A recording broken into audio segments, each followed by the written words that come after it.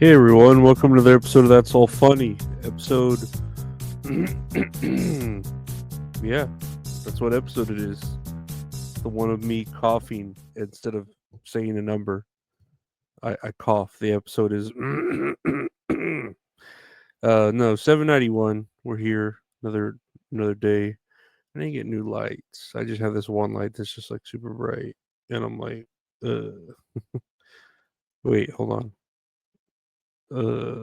Yeah, it works. No, another day. I slept. I actually had a headache today. It was weird. I mean, I feel like I should have more headaches because I remember I used to have like a ton of headaches when I worked like two jobs and didn't sleep very much and would constantly be drinking energy drinks and working and my body was in pain constantly. But now I don't get headaches very often. Probably all the pills I take, but I had a headache today. Finally, kind of went away tonight. Kept playing parlays. I kept losing, but I sold some stuff on eBay, so that evens out. I guess I don't know.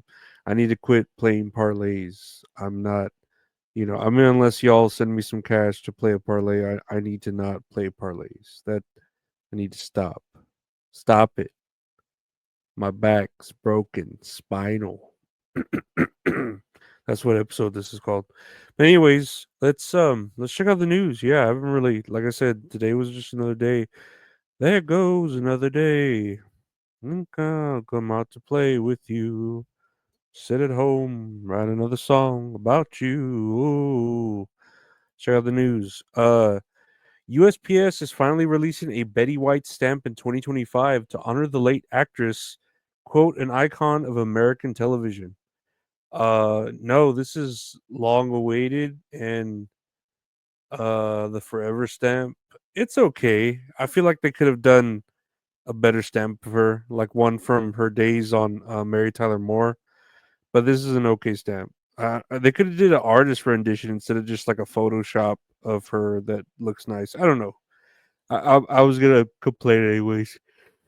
Ugh. Um, I don't know. I I do like postage stamps. I know there was a when I remember when I would go to the post office, they had where the sidewalk ends and more Shel Silverstein type stamps, and I'd been wanting to buy them, but they would always be sold out. It was bullshit. It was bullshit, yeah. And no, I do. I like going to the post office. I always have shit to ship with selling, on different sites. So it's nice. I like sending stuff in the mail. I'm glad they could keep this in business, and this is a forever stamp that. Yeah, no, I agree with it. Just like the ones that have Elvis and stuff like that. This is approved by That's All Funny. By the way, I'll be getting some bumper stickers pretty soon. If y'all want a bumper sticker, let me know. I'm gonna have some That's All Funny bumper stickers that look really nice. My buddy Retro Horror Inc. did them. Does all the art for the show, and yeah, they're nothing new. They're the Monopoly logo, but they look cool. I think they look cool. I think they look tight. They represent San Antonio. Yeah. 210 281 330 8004. Foe, not four. Foe. That's how they say it. Foe. Next year on the news. Once the world's tallest, fastest roller coaster, Six Flags retires Kingda Ka in New Jersey. The world's tallest and fastest roller coaster is retired. Six Flags Entertainment Corporation announced on Thursday is retiring King Ka at Six Flags Great Adventure in Jackson, New Jersey. The coaster held the title for world's tallest and fastest after it debuted in 2005, and over the past 20 years has been ridden more than 12 million times. Um, its closure comes as they look forward towards a $1 billion investment, including the addition of the Flash Vertical Velocity, which Six Flags claims to be North America's first super boomerang coaster.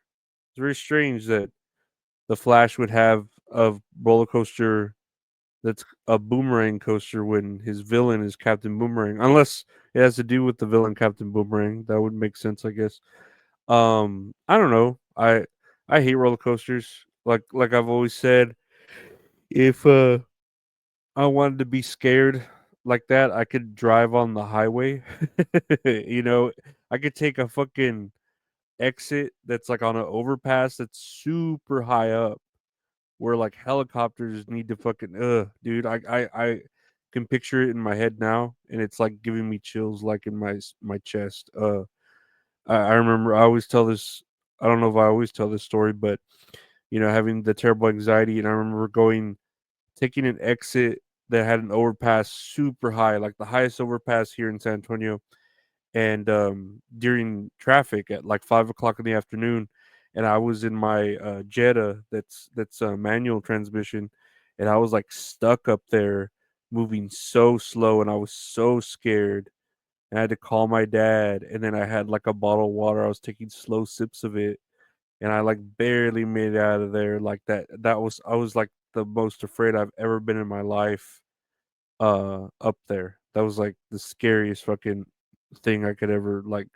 That's why I say like if you want to be scary, you don't need a roller coaster. Just take a fucking exit on a highway that's on an overpass. Like, dude, I can't imagine those overpasses that are like super high in like Germany or Dubai or I don't know. I get scared. I fucking get scared. And then going into Austin too from here, there's like a bridge that's over water, and that's pretty scary too. But that one is kind of short as long as you avoid the traffic, and then you instead of staying on the bridge, exit as soon as you can, and then you can actually exit and then get back on the highway and mitigate a lot of that traffic. That's a little hack cheat there if y'all want to know. But yeah, roller coasters. Okay, cool. $1 billion. I wish I had some money. I'm fucking broke. Yeah. I'm always fucking broke because I'm terrible at managing money now. Next year on the news, Malcolm X's family sues FBI, CIA, and NYPD over his murder. The family of murdered black civil rights activist Malcolm X are suing the FBI, CIA, and New York Police Department for $100 million, accusing them of a role in his death. The lawsuit says the agencies were involved in the plot and failed to stop the killing. We believe they all conspired to assassinate Malcolm X, one of the greatest thought leaders of the 20th century. I mean, Malcolm X was killed in 1965 when three armed men shot him 21 times as he was preparing to speak in New York. So I know, like, this is kind of like MLK, where I believe, like, the CIA or the FBI did admit to doing it or did admit to having a part in it. It's weird that, like, now they're suing. I don't know if they had to wait till, like, legality issues or till a YouTube video made it trend again. I don't fucking know, but yeah, I could see them getting that fucking money for this shit. And I don't look enough into Malcolm X. Like I've seen people like parody him and stuff like that, but I'm guessing he was one of the first like Black Panther, Black Lives Matter type people that was like, oh no, fight against the white man, don't be all like Martin Luther King was the pacifist black protester that was like, use love and bring peace, and we can live together in unity. While Malcolm X was like, nah, man, we need to fucking fight for our rights, do whatever it takes, blah blah blah, the fist and all that bullshit. So the hammer and the sickle. No, I don't know, but um I mean, I'm down. 100 million sounds pretty cheap if the government's gonna pay for it. The government's got bank. They're always sending Ukraine those $1 billion checks and money by accident and all that. So I don't see why they wouldn't have some money to be like, all right, let's sweep this under the rug. But I think it's more about the case that like it's not about the money, it's about them admitting that they're guilty to it. um because if they do settle, or I mean, they could always do terms, but if they do settle or they do get fought with this case and then lose, they not only do they lose money, but they admit guilt, and they admit that they did have part in it, and that's kind of a big deal. But the government isn't like um embarrassed or shy to hide this shit anymore. They'll say it out, the quiet part out loud now, like, oh yeah, we did do it. Like, they don't fucking care anymore. I'm doing the best I ever did. I'm doing the best that I can. Now fucking go away. That's my Godsmack uh version of Malcolm X. No, I don't know. Lastly, here on the news. Lastly, Robert Robertson's execution can resume, Texas Supreme Court declares. So, the execution of Robert Robertson, whose shaken baby syndrome murder conviction and the death of his 2-year-old daughter has come under scrutiny, can resume, according to a Texas Supreme Court decision Friday.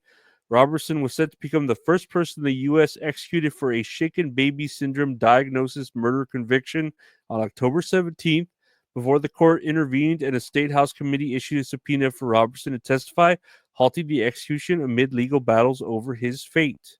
Robertson was found guilty of the 2002 murder of his 2-year-old daughter, Nikki, in part based on the testimony of a pediatrician who described swelling and hemorrhages in her brain to support a shaken baby syndrome diagnosis.